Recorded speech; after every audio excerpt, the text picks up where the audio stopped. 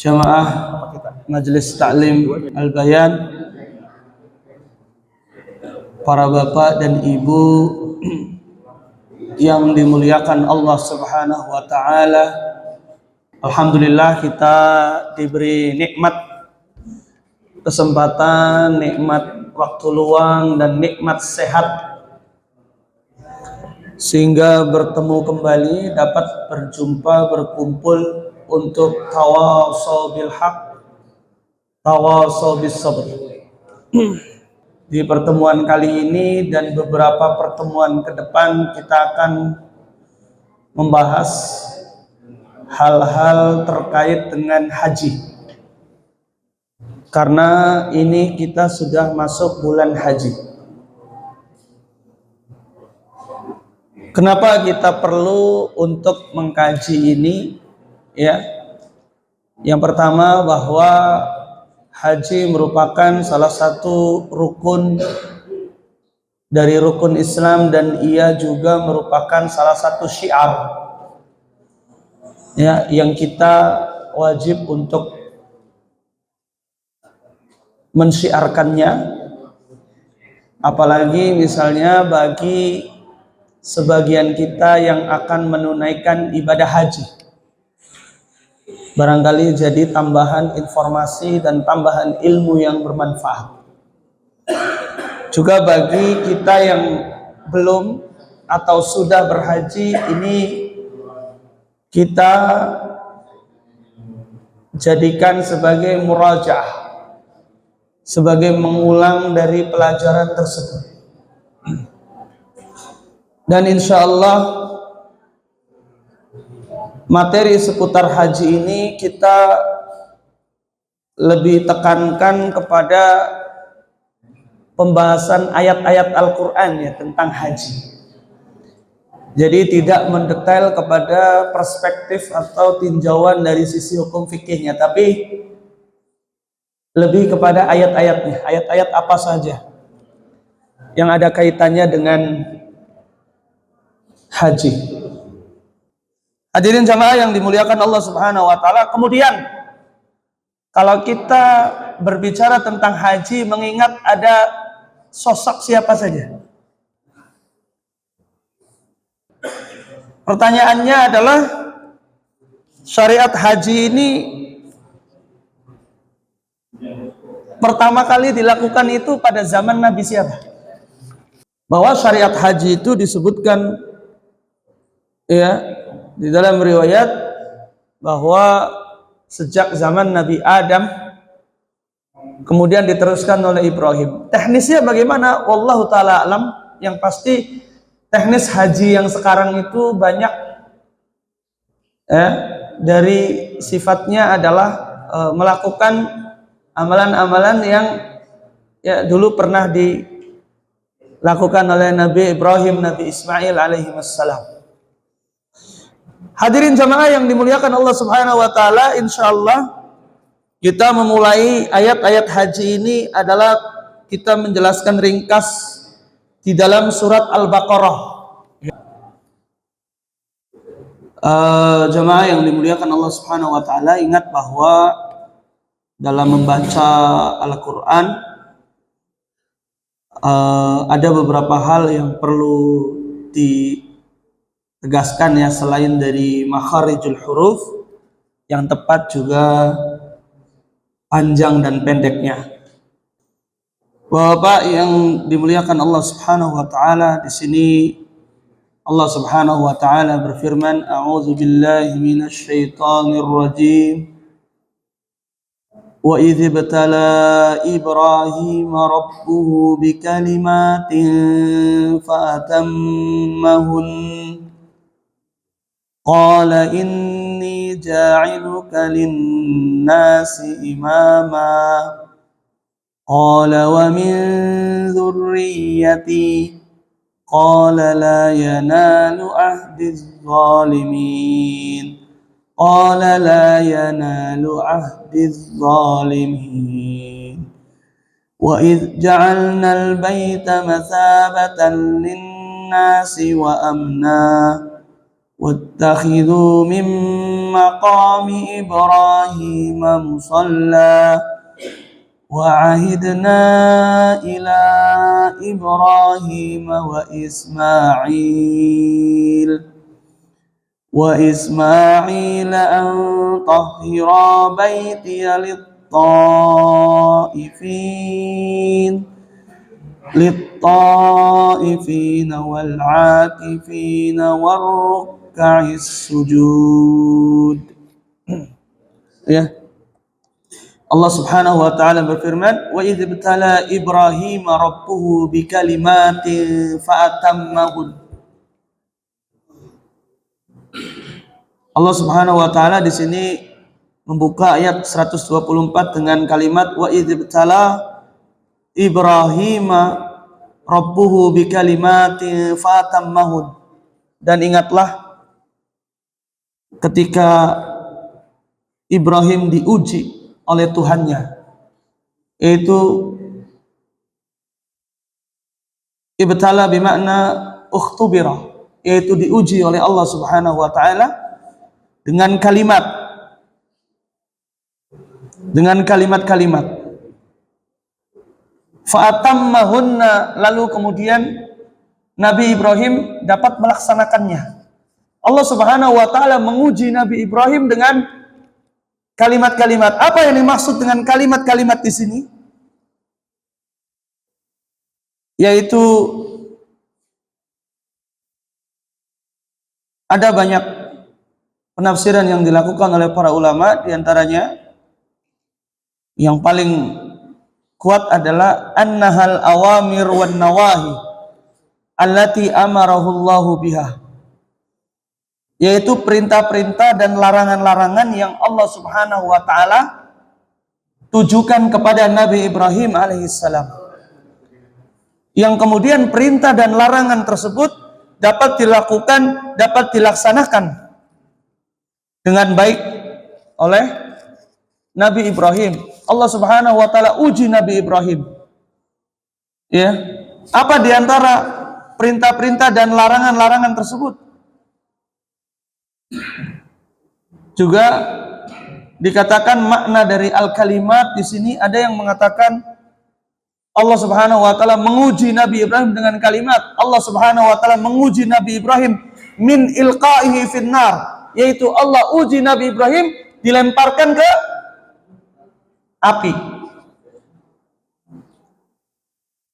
Ada yang masih ingat dilemparkan ke api itu apa sebabnya? Menghancurkan berhala, kemudian oleh kaumnya dilemparkan ke api.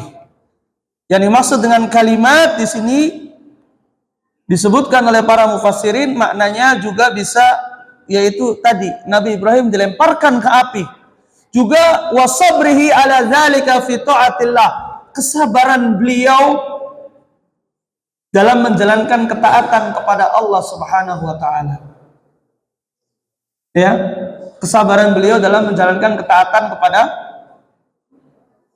Allah Subhanahu wa taala. Ya. Itu dalam bentuk apa? Ya tadi menghadapi kaumnya yang mensekutukan Allah, yang berbuat syirik. Yang lebih sedih lagi yaitu ketika dihadapkan dengan keluarganya, orang tuanya sendiri. Ya, seperti itu. Wa amarahu an yadbaha ibnahu Ismail. Dan ujian berikutnya adalah ketika Allah Subhanahu wa taala memerintahkan kepada Nabi Ibrahim itu untuk menyembelih siapa? Anaknya. Masya Allah. Ini sangat berat sekali yang diujikan kepada manusia gitu. Misalnya punya anak masih kecil yang sangat disayang, kemudian diperintahkan untuk zabh, untuk disembelih.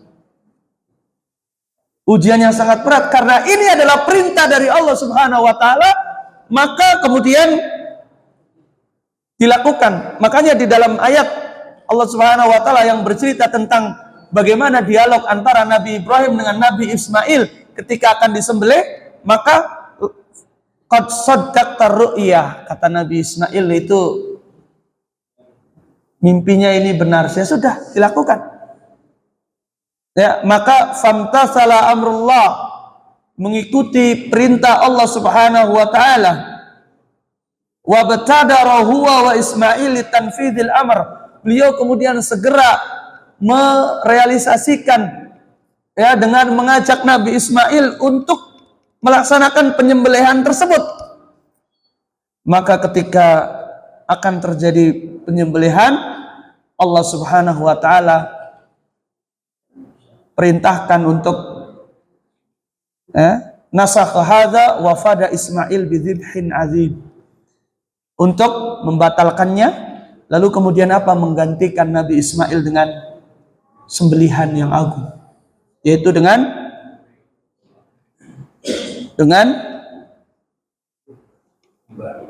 kambing.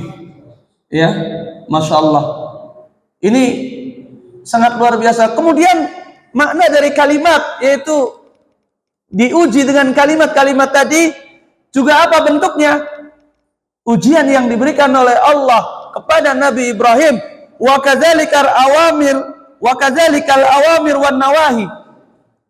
Wa kadzalika mimma batalahu bihi annahu amarahu bin naqli Ismail wa ummihi wa huwa shaghir. Masya Allah, ya. Allah Subhanahu wa taala uji Nabi Ibrahim, di mana Allah memerintahkan untuk membawa Ismail dan ibunya, yaitu siapa? Kita orang Indonesia biasa menyebutnya Siti Hajar. Ya. Dalam keadaan Ismail masih kecil, ditempatkan di mana?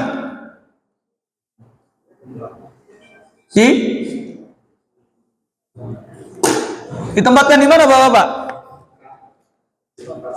Di Mekah, di Ka'bah itu, ya. Yang mana aslinya Nabi Ibrahim dan Hajar ini aslinya orang mana? Dari Palestina, dari Syam. Itu kalau dari Mekah menuju ke Palestina itu kalau jalan kaki, ya. Kalau dulu kan belum ada kendaraan, itu berapa lama? Ya, kalau naik pesawat itu bisa sekitar 2 jam, ya. Lama. Allah Subhanahu wa taala perintahkan di situ, yang mana pada saat itu sudah ramai belum itu? Ada nggak penduduknya? Nggak ada penduduknya. Kita bayangkan hidup sekian ribu tahun yang lalu di gurun kering kerontang, tidak ada penduduknya. Allah Subhanahu wa taala perintahkan kepada Nabi Ibrahim, kepada Hajar untuk tinggal di situ dan berpisah. Nabi Ibrahimnya disuruh pergi untuk meninggalkan keduanya. Nggak ada siapa-siapa. Ini sangat luar biasa, ya Bapak-bapak, ya. Kalau kita misalnya meninggalkan anak istri, nggak ada siapa-siapa di situ, nggak ada orang, udah nggak ada makanan, nggak ada apa. Yang disebutkan di sini,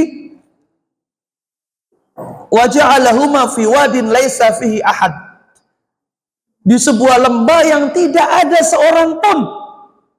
Wa huwa wadi Makkah al-Mukarramah, yaitu lembah yang disebut dengan Makkah al-Mukarramah.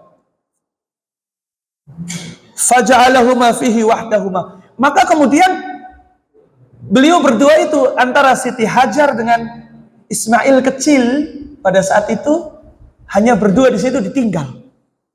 Masya Allah, sangat luar biasa. Kemudian Nabi Ibrahim pergi kemana lagi? Pulang kemana?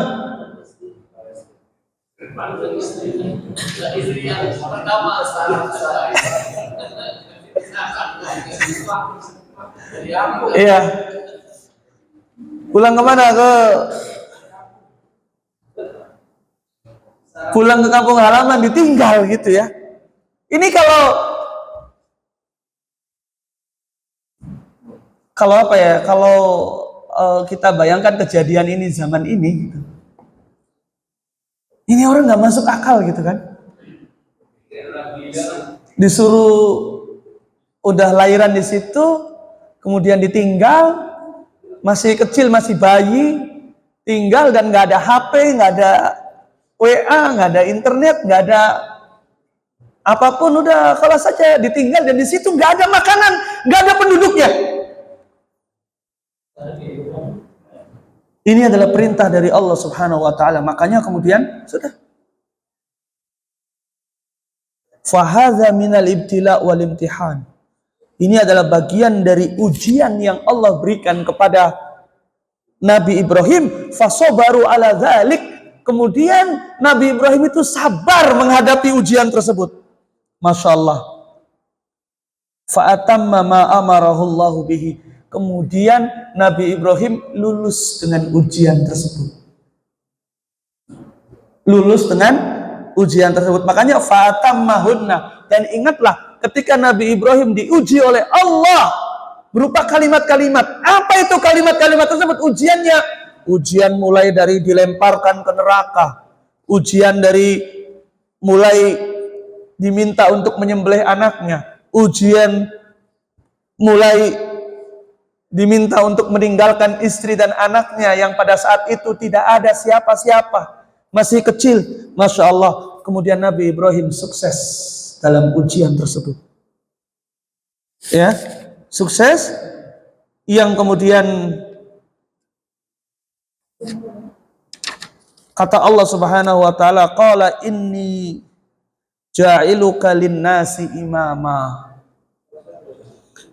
Allah Subhanahu wa taala berfirman, maka sesungguhnya aku menjadikanmu imam, yaitu pemimpin bagi manusia. Kenapa demikian? Hadza min jazaihi annallaha ja'alahu qudwatan lin-nasi yaqtaduna bihi.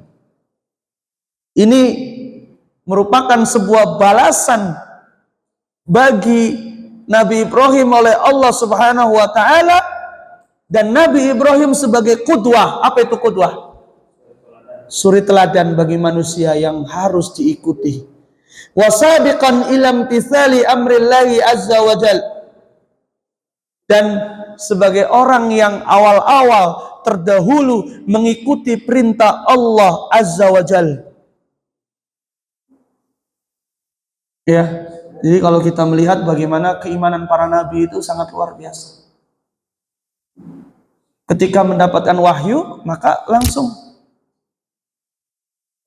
dilakukan dengan penuh kesabaran dan keteguhan. Dan Allah Subhanahu wa taala menjanjikan, inni ja'iluka lin-nasi imama. Kami jadikan engkau Ibrahim sebagai pemimpin untuk manusia. Kenapa? Karena memiliki qudwah, memiliki suri teladan dalam hal kesabaran. Lalu kemudian kata Nabi Ibrahim, qala wa min dzurriyyati. Nabi Ibrahim mengatakan, ya aku berharap dari anak-anak cucuku juga. Berharap dari keturunanku. Nabi Ibrahim alaihissalam meminta kepada Allah, berdoa kepada Allah, an yaj'ala min dzurriyyatihi a'immah.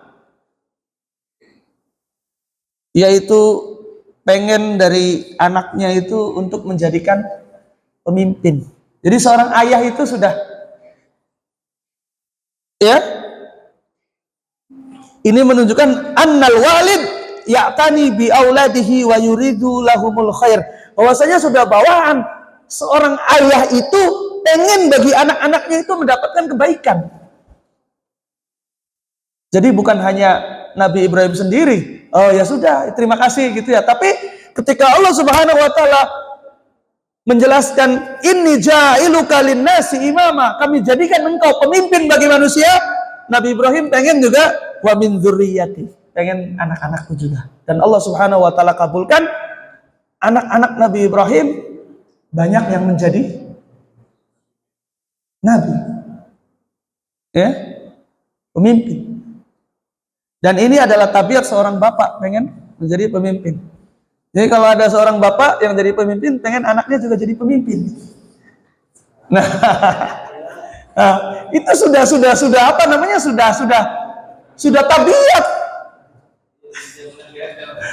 Nah, dari zaman Nabi Ibrahim gitu kan. Jadi pemimpin, pengen anak-anak kita juga jadi pemimpin. Makanya kalau di negara kita ada seorang bapak jadi pemimpin, anaknya jadi pemimpin, itu sudah ya memang caranya seperti itu. Di mana-mana seperti itu, nggak di sini, nggak di sana gitu kan. Pengennya ya anak gitu kan. Kalau ada bapaknya kerja bagus, anaknya juga pengen diangkat gitu kan. Ada misalnya di sini kerja enak, ayo anak ikut sama kita gitu kan, ingin bahwa annal walid ya'tani bi auladihi wa yuridu lahumul khair. Bahwasanya seorang bapak itu dia punya perhatian kepada anaknya dan menginginkan kebaikan. Masya Allah. Maka di sini kata Nabi Ibrahim, wa min dzurriyyati. Jadi pengen ij'al minhum a'immah min ba'di. Jadikan mereka keturunanku pemimpin-pemimpin setelahku. Tetapi apa? Kata Allah Subhanahu wa taala, la yanalu ahdidz zalimin. Bahwasanya janjiku ini ya tidak diberikan bagi orang-orang yang zalim. Janjiku ini tidak diberikan bagi orang-orang yang zalim. Maksudnya apa? Allah akan kabulkan permintaan Nabi Ibrahim bahwa anak-anaknya menjadi pemimpin, tapi bukan anak-anak yang zalim. Bukan anak yang zalim. Jadi yang akan dijadikan pemimpin umat adalah mereka yang mukmin. Fal mu'minu yanaluhu hadza, maka seorang mukmin maka dia mendapatkan janji Allah tersebut. Ammal kafir min dzurriyyatika fala yanaluhu. Adapun kalau ada anak-anakmu yang kafir, maka tidak mendapatkan janji tersebut. Ya, tidak mendapatkan janji tersebut. Kenapa? Karena fadzalim la yanaluhu hadzal ahad. Orang yang zalim itu tidak mendapatkan janji tersebut. Hanya orang-orang yang mukmin saja, bukan orang yang zalim. Walaysa lahu imamah wala qudwah. Ya. Orang yang zalim itu tidak berhak untuk mendapatkan imamah, kepemimpinan, dan juga tidak layak untuk dijadikan qudwah, tidak layak untuk dijadikan teladan. Dan orang yang zalim itu tidak mendapatkan kebaikan dari Allah Subhanahu wa ta'ala. Ya, kezaliman akan mendapatkan keburukan, yaitu al-iqab, hukuman. Ya, wal halak, dan juga kehancuran, wad dimar. Ya, kehancuran, kerapuhan. Ya. Jadi boleh saja dalam hal ini kita sebagai orang tua ingin agar anak kita menjadi imam, menjadi pemimpin, menjadi orang yang soleh. Tapi ingat bahwa Allah Subhanahu wa ta'ala tidak memberikannya kepada orang yang zalim. Kalau ternyata ada di antara keturunan kita yang zalim, maka Allah Subhanahu wa ta'ala tidak menjadikannya. Allah Subhanahu wa ta'ala tidak memberikannya. Dan orang yang zalim itu la yaflah abadan, tidak akan sukses selamanya. Orang yang zalim tidak akan sukses selamanya. Maksudnya apa? Sukses dalam timbangan apa nih? Wah, itu ada banyak orang yang jahat, yang zalim, tapi kok harta dunianya banyak gitu misalnya. Bicara kesuksesan dalam timbangan Al-Quran dan Sunnah, itu sukses dalam arti adalah selaras dengan syariat Allah Subhanahu wa ta'ala.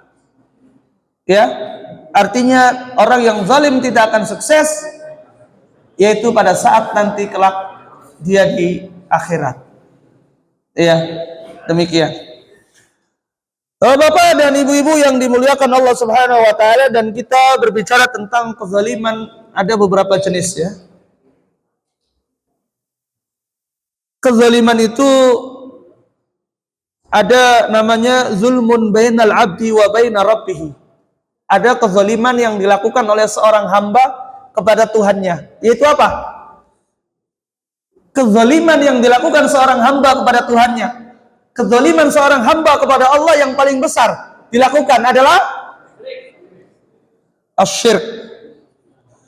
Ya, yaitu berupa kesyirikan. Wa zulmun bainal abdi wa bainan nas.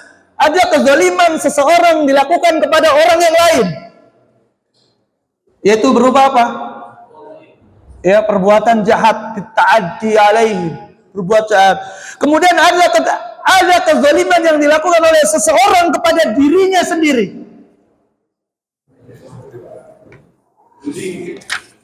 Judi. Apalagi? Mabuk. Jadi kezaliman yang dilakukan oleh seseorang kepada dirinya sendiri. Jadi dia berbuat zalim gitu. Zalim untuk diri sendiri, zalim untuk orang lain, zalim kepada Allah. Zalim kepada Allah adalah berbuat kesyirikan, mensekutukan Allah. Zalim kepada orang lain ya kita berbuat jahat, menzalimi orang ya. Kemudian ada zalim kepada diri sendiri. Disebutkan tadi ada judi, terus apa lagi? Zina, terus bohong ya.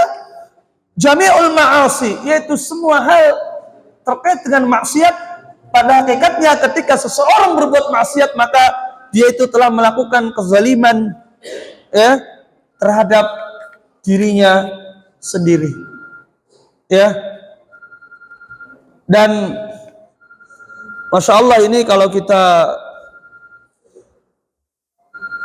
membahas tentang kezaliman terhadap Allah Subhanahu wa taala, dia adalah asyaduz zulm. Kezaliman yang paling besar, kezaliman yang paling berat. Kenapa?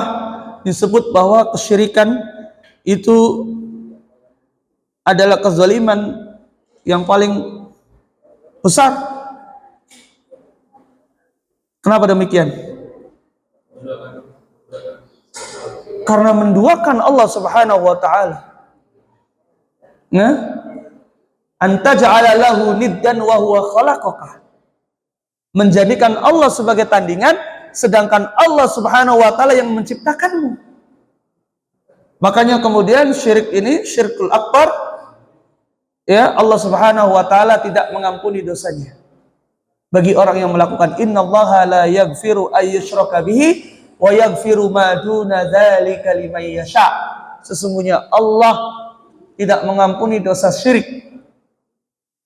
Kalau Allah tidak mengampuni dosa syirik, maka kalau orang berbuat syirik besar,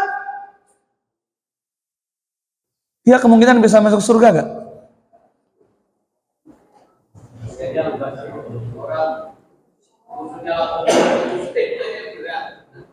Bisa masuk surga gak orang berbuat syirik besar? Asal bertaubat, ya. Dengan taubat dia tidak melakukannya, kemudian dia meninggalkannya, dia betul-betul menyesal telah melakukan perbuatan tersebut. Ya. Begitupun juga kalau kita bahas tentang zalim terhadap manusia. Zalim terhadap manusia kita misalnya ya semoga Allah menjauhkan ini, kita mengambil harta orang atau menyakiti orang misalnya. Itu dosanya diampuni nggak? Nah, la yaghfiruhallah, tidak diampuni oleh Allah. Kecuali idza tasamaha anha ashabuha, itu kecuali jika dia meminta maaf kepada orang yang dizaliminya. Ya. Masya Allah. Ini yang sering kita lakukan ya, apalagi hari-hari ini ya, zaman ini kita dapati interaksi sosial itu sangat terbuka lebar. Kita yang ada di negeri yang jauh dari tanah air, misal dari Indonesia, kadang kita menulis sesuatu kemudian menyakiti orang.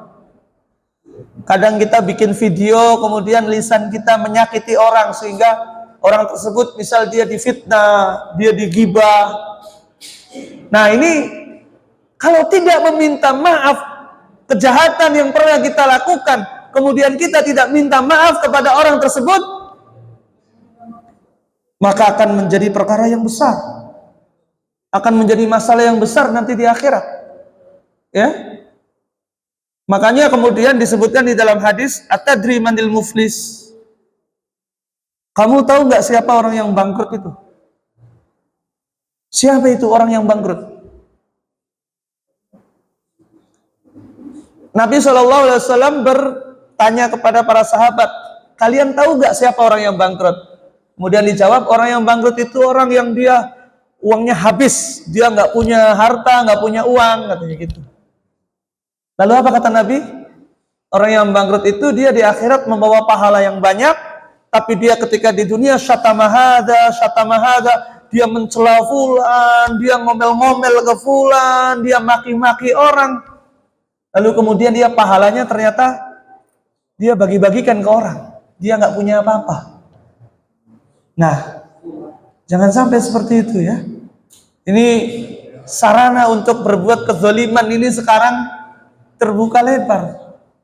Dengan adanya media sosial itu kita kadang menzalimi orang, memfitnah gitu kan, bikin info tidak baik dan seterusnya. Nah, adapun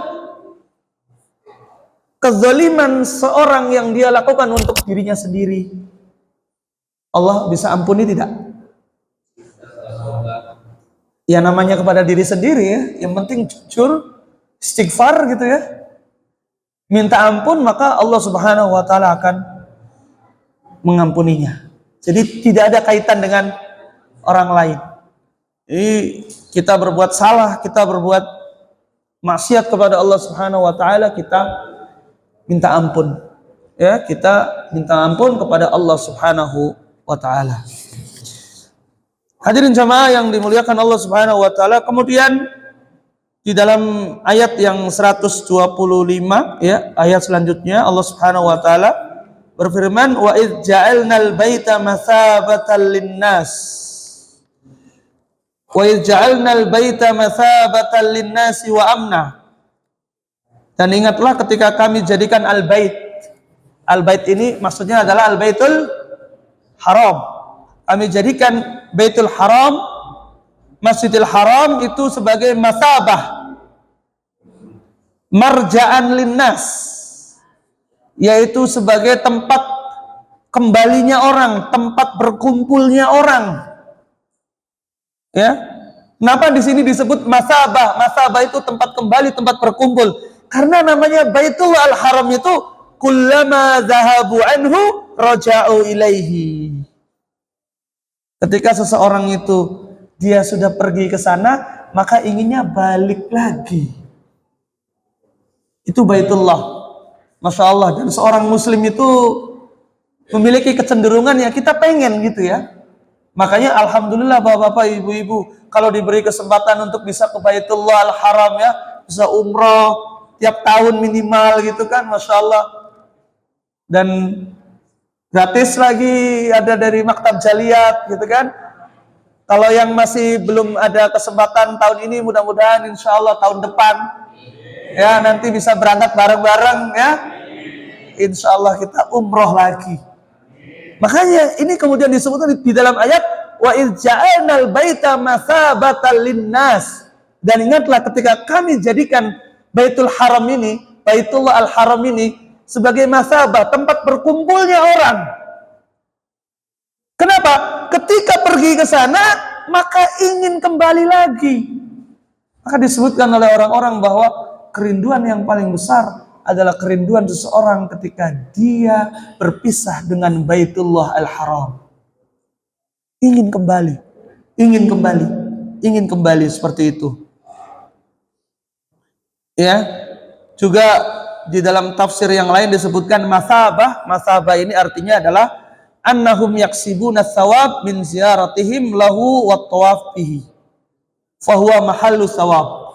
Bahwa makna dari masabah, makna yang lainnya adalah bahwa orang-orang itu berusaha untuk mencari pahala dari ziarahnya. Jadi ziarah ke Baitullah Al-Haram dengan tujuan untuk mendapatkan pahala yang banyak dengan melakukan tawaf, ibadah. Maka itu adalah tempat mencari pahala. Ya. Dan kalau kita berbicara tentang Masjidil Haram, Baitullah Al-Haram, itu adanya kapan sih? Dibangunnya kapan pertama kali itu? Dari zaman Nabi Adam, Nabi Ismail atau Nabi Muhammad? Halo Bapak-bapak, halo? Baitullah Al-Haram itu ada sejak kapan? Kita jangan bayangkan Masjidil Haram yang sekarang itu dulu di zaman Nabi Adam seperti ini. Tidak ya.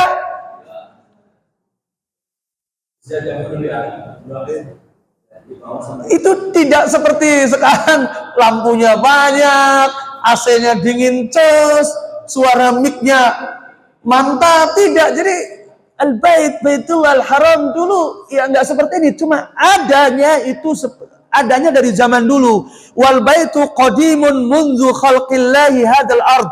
Bahwasanya Baitullah Al-Haram itu sejak dulu ada, semenjak Allah Subhanahu wa taala ciptakan bumi. Wa hadzal baitu yuhajj. Jadi Baitullah Al-Haram ini digunakan untuk haji. Siapa orang yang pertama kali melakukan haji?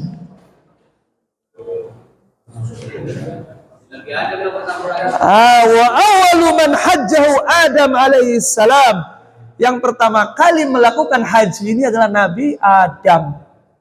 Cuma bagaimana prosesnya? Apakah sama? Wallahu ta'ala a'lam, kita tidak mengetahuinya. Wa hajjatul anbiya man ba'dahu. Juga para nabi juga melakukan haji setelahnya. Tetapi apa? Di zaman Nabi Nuh itu terjadi peristiwa banjir, indarasa bisababit tufan, itu tenggelam, semua bumi itu tenggelam dengan sebab adanya banjir besar, alladzi hasala ala qaumi Nuh, yang terjadi pada kaumnya Nabi Nuh. Terjadi banjir besar, kemudian Ka'bahnya tenggelam, Masjidil Haramnya terkena banjir. Wa ma ta'aqaba alaihi min tulil azman, ya karena lamanya waktu tenggelam, tersembunyi. Apa nama kalau dalam bahasa Sunda? Tersembunyi gitu. Jadi zaman Nabi Nuh itu sebagaimana kita yakini dan kita tahu itu terjadi banjir besar ya di zaman Nabi Nuh gitu kan. Banjir besar, maka semuanya tenggelam, termasuk Ka'bah dan Baitullah Al-Haram itu terpendam. Maka kemudian baru di zaman Nabi Ibrahim alaihissalam Allah Subhanahu wa taala perintahkan wa amarahu bibinaihi, untuk membangun kembali. Fa Ibrahim alaihissalam innama jaddadahu wa bayyanahu wa aqamahu bil bina'i ba'da an kana makanal bait khafiyan. Jadi Nabi Ibrahim alaihissalam itu memperbarui, membangun dan mendirikan yang sebelumnya adalah tersembunyi, tenggelam. Ya. Dan Masya Allah, setelah Nabi Ibrahim kemudian dibangun kembali. Ya, itu jarak antara Nabi Adam dengan Ibrahim itu berapa tahun itu? Ya, Allah Ta'ala alam. Tapi kalau kita bisa hitung-hitungnya, para muarikhin ya, mereka menghitung itu jarak antara Adam dengan Nuh aja sekitar, kalau nggak salah 10.000 tahun ya. Itu terus hingga sampai ke Nabi Ibrahim. Wallahu Ta'ala alam. Ya, kita tidak diperintahkan juga untuk mengetahui jaraknya berapa tahun ya, tapi kalau misalnya ada yang tahu dari sumber-sumber sejarah ya, maka itu jadi referensi yang cukup menarik. Lalu kemudian masih di ayat yang sama ini ya, di ayat yang ke 125 ini disebutkan wa ij'alnal baita mathabatan linnasi wa amna. Dan ingatlah ketika kami jadikan Baitullah Al-Haram itu tempat kembali, tempat berkumpulnya orang-orang, dan wa amna, dan merasa aman. Jadi ini janji dari Allah, Baitullah Al-Haram menjadi tempat berkumpulnya orang dan juga menjadi tempat yang aman. Masya Allah, menjadi tempat yang aman. La yukhafu fihi ahad, yang tidak ada orang yang merasa takut. Hattal bahaim wat tuyur, sampai binatang, kemudian burung-burung. Fa innahu la takhafu fi hadzal makan, maka tidak ada yang takut di tempat ini. Wala yunafiru saydahu wa la yatakhalla khalahu wa la taltaqit luqtatahu illa lamunshid. Jadi tidak ada orang yang dia lari karena mengambil hewan buruan. Kalau ada orang yang menemukan barang, maka kemudian akan diumumkan. Ya, Masya Allah, ini janji Allah ya.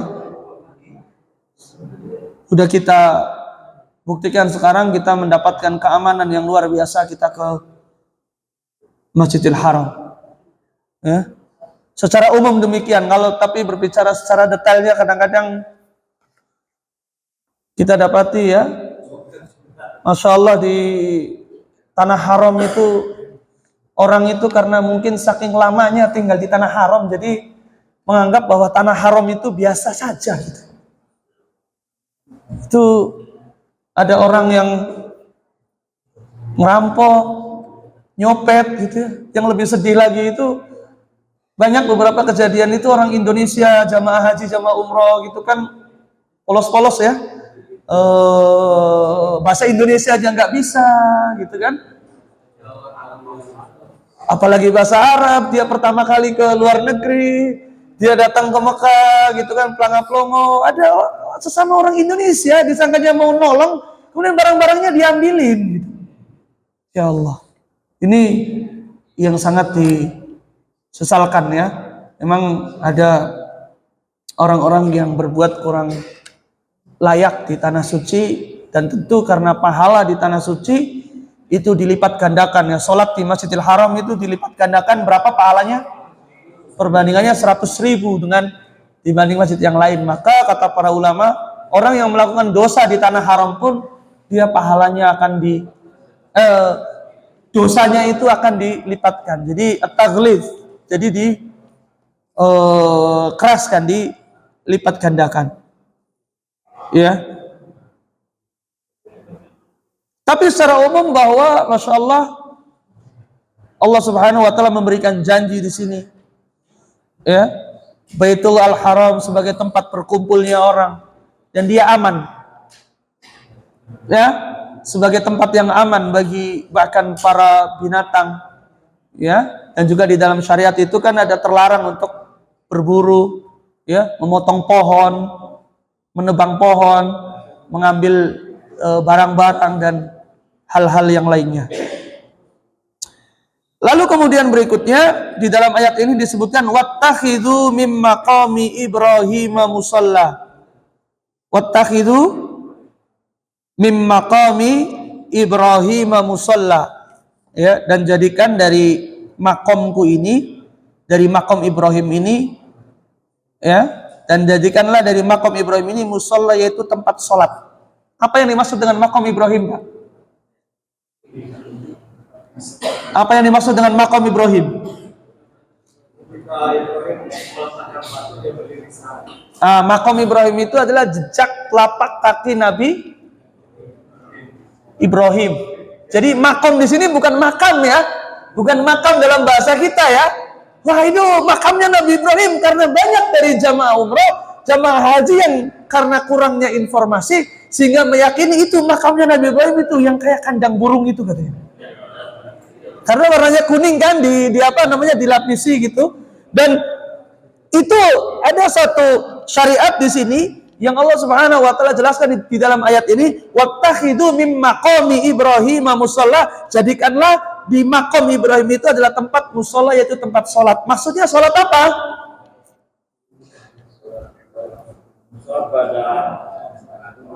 As-salatu ba'da tawaf, yaitu salat setelah tawaf. Berapa rakaat, Pak? 2 rakaat, ya.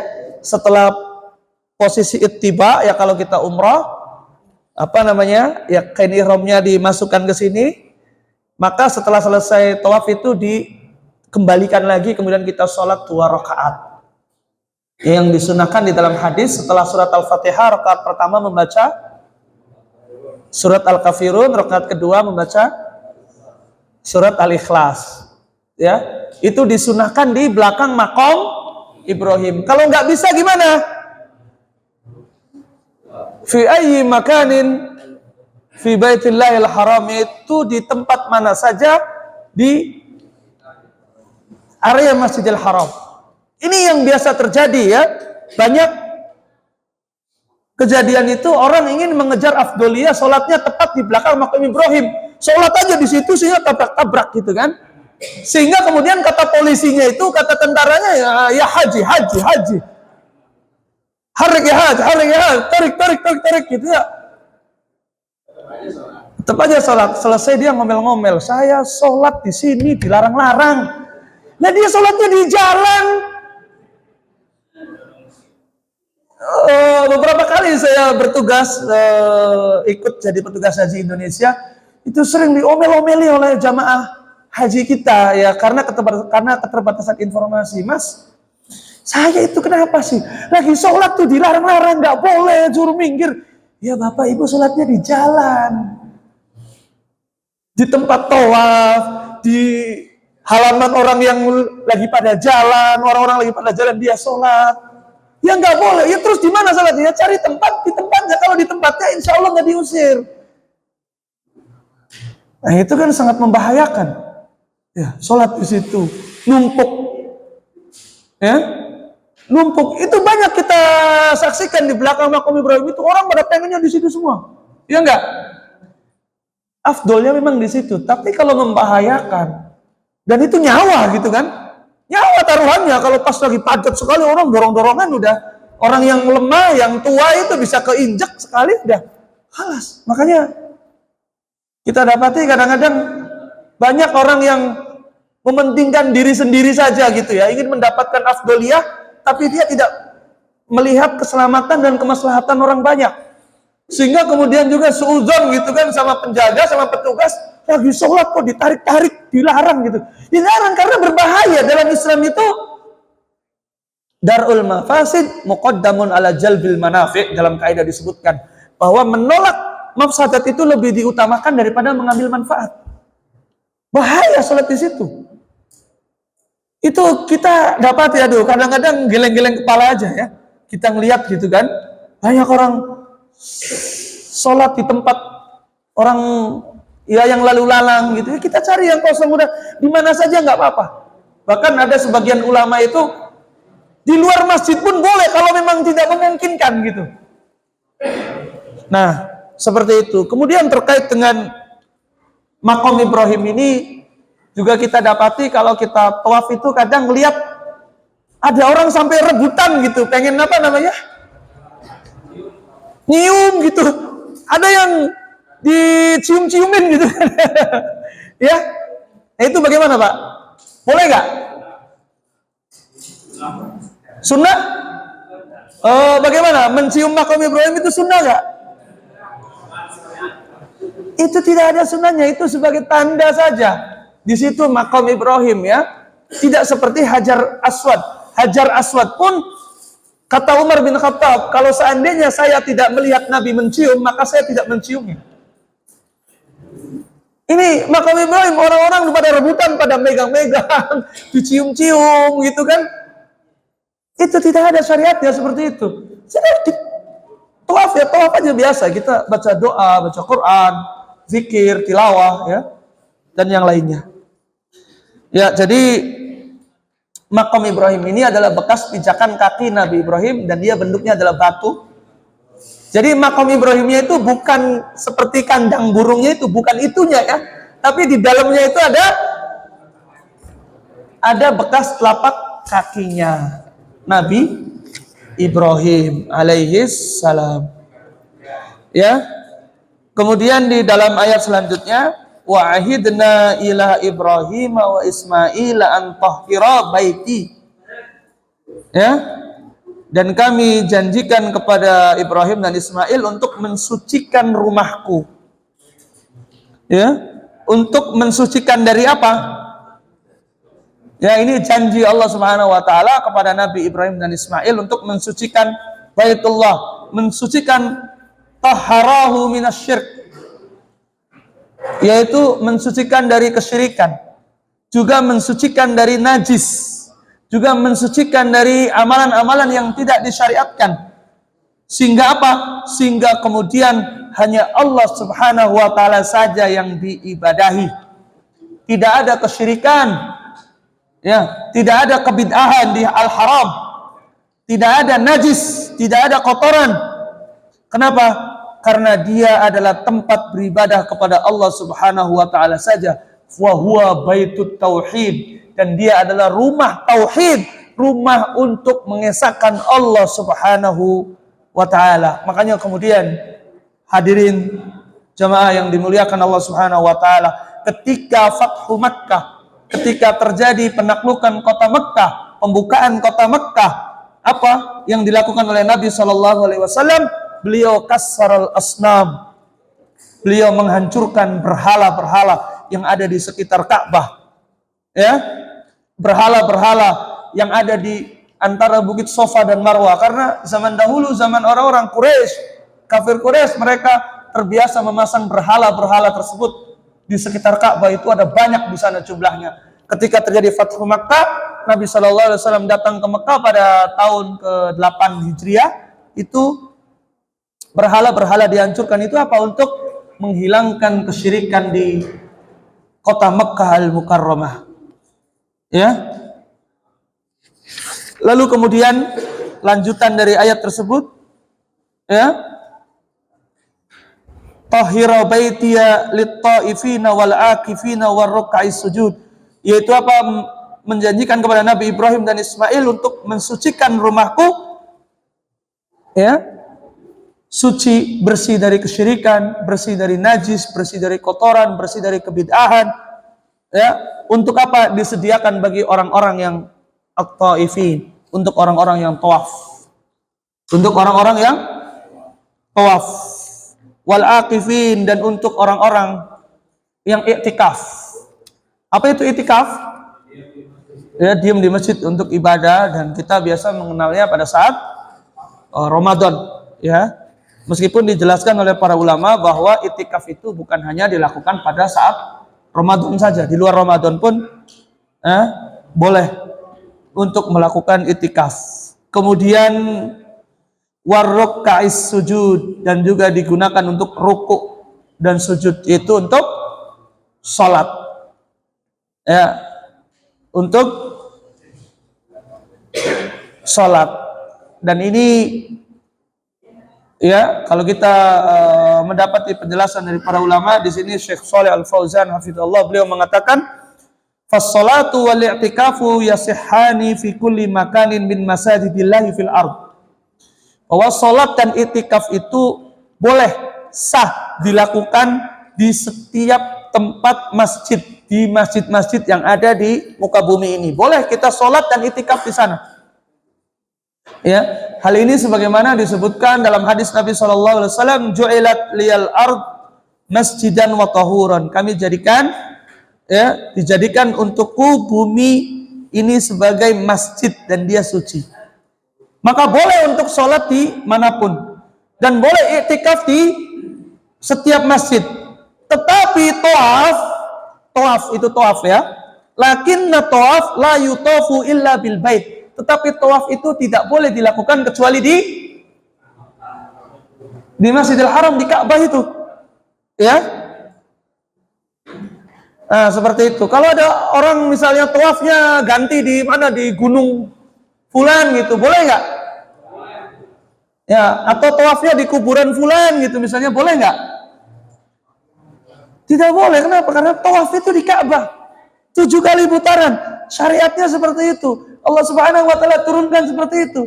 Jadi tidak bisa dikiaskan misalnya Oh, bapak-bapak, ibu-ibu, misalnya kita ada di Indonesia, jauh dari Arab Saudi, jauh dari Mekah. Kalau yang masih belum bisa tawaf di Ka'bah, nanti tawafnya di Monas saja misalnya gitu ya. Maka itu adalah perbuatan yang tidak boleh, dilarang oleh syariat. Ya kalau iktikaf, kalau masjid boleh dilakukan di masjid manapun, ya, yang ada di dunia ini, yang ada di bumi ini. Tetapi kalau tawaf itu tidak boleh dilakukan kecuali di Baitullah Al-Haram, ya, di Masjidil Haram, tepatnya mengelilingi Ka'bah sebanyak 7 kali, ya. Demikian bapak-bapak dan ibu-ibu terkait dengan surat Al-Baqarah ayat 124 sampai 125, ya, di mana Allah Subhanahu wa taala bercerita tentang Nabi Ibrahim, ya. Nabi Ibrahim alaihissalam Allah uji dengan beberapa hal, ya, yaitu dilemparkan ke api, yaitu diminta untuk menyembelih anaknya, diminta untuk meninggalkan anak dan istrinya. Lalu kemudian ujian tersebut dapat diatasi, ya, sukses dilewati oleh Nabi Ibrahim alaihissalam. Kemudian Allah memberikan janji bahwa menjadikan Nabi Ibrahim sebagai pemimpin, sebagai qudwah, sebagai imam, ya. Tetapi Nabi Ibrahim kemudian juga minta agar anak-anaknya juga dijadikan sebagai qudwah, sebagai suri teladan, sebagai imam, sebagai pemimpin. Kata Allah, anak-anaknya akan dijadikan pemimpin, tapi bukan anak-anak yang zalim, ya, bukan keturunan yang zalim, karena orang yang zalim itu tidak termasuk ke dalam orang-orang yang dijanjikan oleh Allah Subhanahu wa taala. Kemudian ayat ini juga bercerita membahas tentang bagaimana Ka'bah Baitullah Al-Haram itu dijadikan tempat berkumpul orang-orang. Dan Masya Allah kita saksikan sekarang, ya, jamaah haji udah mulai berkumpul, ramai sekali, ya, tempat berkumpul untuk mendapatkan pahala dari Allah, untuk beribadah di sana. Kemudian tempat ini juga mendapatkan keamanan, menjadikannya aman bukan hanya bagi manusia, tapi juga bagi binatang, bagi burung-burung. Dan Allah Subhanahu wa taala memberikan syariat menjadikan di maqam Ibrahim di belakangnya itu untuk musholla sebagai tempat sholat.